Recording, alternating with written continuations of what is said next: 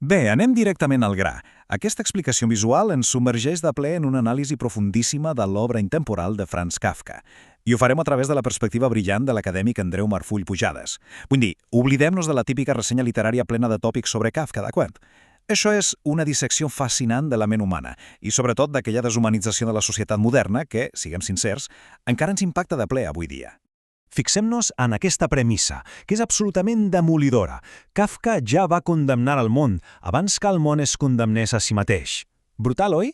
Aquesta no és només una frase impactant per obrir l'ensaig, sinó que és tota una declaració d'intencions que estableix un to filosòfic profund per a tot el que explorarem. És una idea majestuosa, com si ens digués que la literatura, de vegades, pot veure venir la nostra pròpia ruïna col·lectiva molt abans que passi. I parlant de condemnes, tenim aquesta imatge del mall de fusta. Immediatament pensem en un judici, clar. Però compte, que aquí hi ha el gran gir de l'anàlisi de Marfull. Oblidem-nos dels drames judicials típics, amb advocats cridant i lleis de paper. No. Aquí ens enfrontem a una cosa molt més asfixiant. Un judici implacable i absolutament silenciós que té lloc dins de la mateixa ment. Això ens porta a la primera secció, el veritable Franz Kafka, l'autor incomprès. Molt sovint es confon Kafka amb la debilitat dels seus personatges, o bé la cultura popular el redueix a una mena d'elitista intel·lectual, o pitjor encara, a un simple escriptor d'humor absurd. Però per desmuntar tot això, hem d'entendre les seves intencions reals. Kafka escrivia per filosofar, literalment, per ell mateix i per al seu cercle més íntim. El fet de demanar explícitament que els seus textos no es publiquessin mai ens ho diu tot. La seva obra no era una campanya de màrqueting ni un producte comercial, era una exploració personal, completament sincera. I què és exactament el que criticava en aquests escrits tan personals? Doncs el que ell anomenava l'edifici burocràtic modern. Un concepte que fa esgarrifar de tan actual com és. Kafka hi descriu una estructura que sembla harmoniosa, però que és totalment falsa. Ens mostra com, a dins d'aquesta maquinària gegantina, els humans patim una metamorfosi i passem a ser simples eines, instruments del sistema. És un entorn tan rígid que molt pocs tenen el poder de dictar el seu propi destí. De fet, és una reflexió força tràgica sobre com d'insensibilitzats podem arribar a estar. I aquí entrem a la secció 2, la tragèdia de K, o el descens a el procés. Tenint aquesta base clara, ens submergim a fons en la seva obra més emblemàtica, de 1925, on tota aquesta teoria agafa la forma d'un relat absolutament sufocant. Veiem el caòtic arc narratiu del protagonista, en K, i com es desintegra en 4 fases. Comença amb l'ascens social, on ell utilitza els altres només pel seu propi interès pràctic. Tot va genial fins al pas 2, l'inici d'un judici completament sobtat, absurd i inexplicable. Això fa detonar el pas 3, on K entra en una espiral d'obsessió i paranoia, intentant defensar el seu honor. I tot acaba en la 4ª fase, que no té res de gloriós, és, en realitat, una mort totalment patètica. L'estudi captura aquest clímax amb una frase dura, duríssima. Mor fugint de la bogeria que li causa l'obsessió pel judici. I aquí tenim la gran paradoxa de la història, una mena de broma macabra. El personatge s'acaba destrossant per culpa d'un procés judicial que, a l'hora de la veritat, mai arriba a començar. Fuis desesperat, com un boi perseguit per un fantasma. Aquesta absurditat total és precisament el que ens posa els pèls de punta. Anem a la secció 3, el mirall de la societat, el reflex cruel.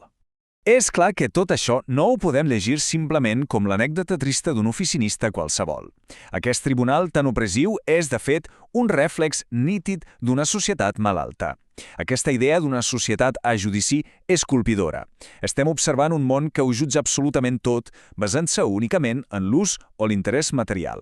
És una cultura moguda exclusivament per la impulsivitat constant i un desig insaciable, on tothom sent un pànic terrorífic a estancar-se mentre escala cap a un èxit il·lusori.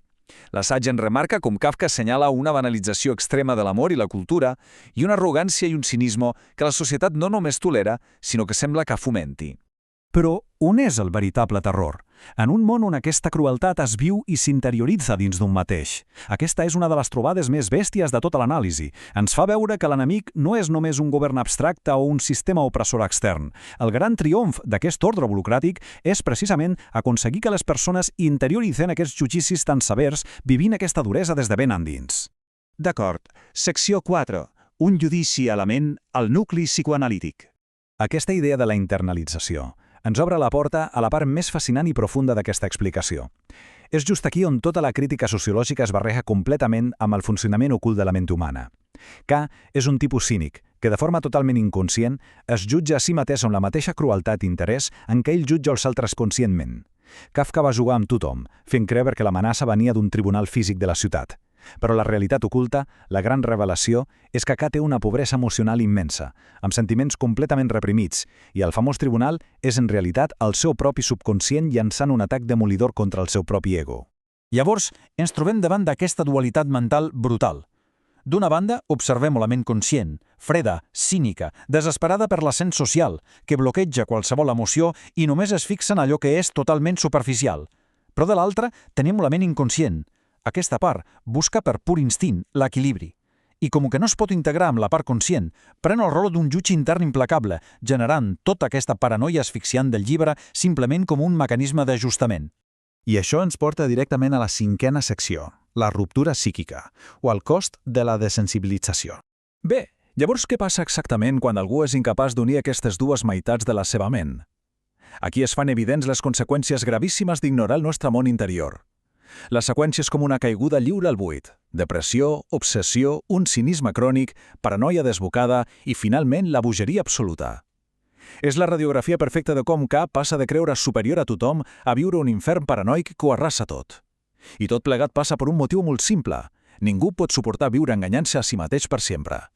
Això ens demostra un mecanisme intern al qual, de fet, tots estem exposats. Quan reprimim i amaguem l'inconscient per complir amb les exigències d'aquest món modern, no desapareix màgicament, ni de bon tros. Pren vida pròpia, es transforma en un ens totalment autònom, com una ombra rebel disposada a atacar la nostra realitat conscient amb tota la força possible. És, literalment, la ment lluitant per sobreviure, encara que per fer-ho s'hagi d'agravir a si mateixa. Tota aquesta anàlisi magistral ens porta de forma inexorable cap a la gran conclusió espiritual de l'estudi. El fracàs de la nostra capacitat psíquica condueix a la pèrdua de la nostra vitalitat i a l'autodestrucció. És una sentència ferma, totalment definitiva. Ser incapaços d'unir el que sentim per dins amb el que pensem cap a fora no és només un error de càlcul vital, és, en essència, un bitllet d'anada cap a l'autodestrucció total en un món que fa massa temps que ha oblidat què vol dir estimar. Finalment, per posar el punt i final a tota aquesta exploració de l'univers kafkià, ens queda flotant una pregunta que val la pena rumiar profundament. Què li passa a l'ànima humana en un sistema deshumanitzat on les persones només es valoren per la seva estricta utilitat pràctica?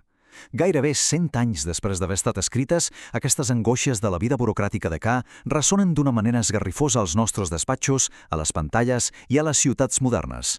Ens conviden a plantejar-nos si no estem, en realitat, amagant el nostre propi judici sota la gran catifa de l'èxit. Gràcies per acompanyar-nos en aquesta anàlisi.